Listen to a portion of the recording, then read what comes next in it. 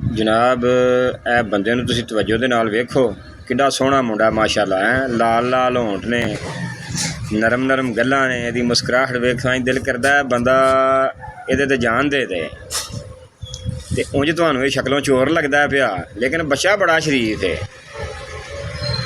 ते ये बच्चा जिहड़ा ना वड्डियां हो के वो वड्डा ही काम करना चाहता है।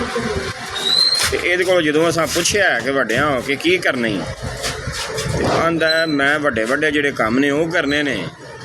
तो जो ही मैं वड्डा हो गया तो मैं एक पासों पाकिस्तान नूं ढाणा शुरू कर देना है, तो पिछों जिहड़ा पुराना पाकिस्तान मंगाई जाना है। तो हौली हौली धक्का ला के सारा मुल्क जिहड़ा है ये बाद चो असां इंडिया च वापस लै जाना है। तो इस बच्चे को पुछने हुणे की करना चाहता वड्डा हो के, सानूं तो बड़ियां कहानियां सुणांदा रहिंदा। जी जनाब, ये जिन्ने भी पाकिस्तान के पुराने रहायशी रह रहे ने इत्थे, इन्हां नूं फिर इंडिया कदों कि तुन रहे हो?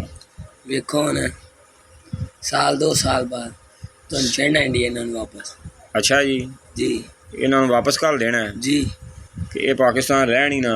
आ लो जनाब, वो पिया बच्चा आंदा है कि इन्हां नूं इंडिया दे विच तुन देना है, क्योंकि ये जिहो जी कौम है, जिहो जी अवाम है, ये पाकिस्तान दे विच रहन दे लायक ही नहीं।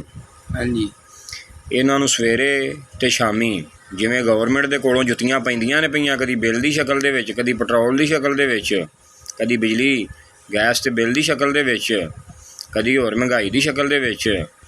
ते ये बच्चे दा पैगाम यही है कि ये अवाम जिहड़ी है ना, इनू 5 लित्र सवेरे ते 5 शामी ये पैंदे रहन, ते बाद चो अवाम बड़ी खुश रहिंदी है। क्यों जनाब, तुहाडा की ख्याल है? जी राय है तुहाडी? जी पैंदे रहन लित्र इन्हां नूं यही राय है। अच्छा जी, ठीक रहणगे उंज ठीक रहणगे जी, नहीं उंज मसलन भाई अपना कोशिश करके अपने हक वास्ते नहीं निकल सकते। देखो ना किन्नी महंगाई है, अपने हक वास्ते अवाम नहीं निकलती। तो इन्हां नूं दसो कि अपने हक वास्ते निकलो तो इंसान बन जाओ। लो जनाब, मुंडा कहंदा अपने हक वास्ते निकलो, इंसान बन जाओ। बड़ी देर 75 साल तो तुसी खोतियां की तरह जिंदगी गुजार रहे हो, तो हुण अपनी जिंदगी नूं जिहड़ा ना थोड़ा बदलो तो इंसानां वांगू गुजारना शुरू करो।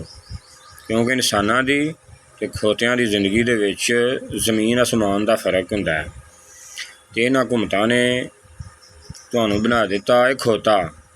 खोते ते जिन्ना मर्जी वजन लद दिओ, वो लै के लगा फिरदा चुक लैंदा है। ते जिहड़े इंसान हुंदे ने उन्हां दे नाल इंसानां वाला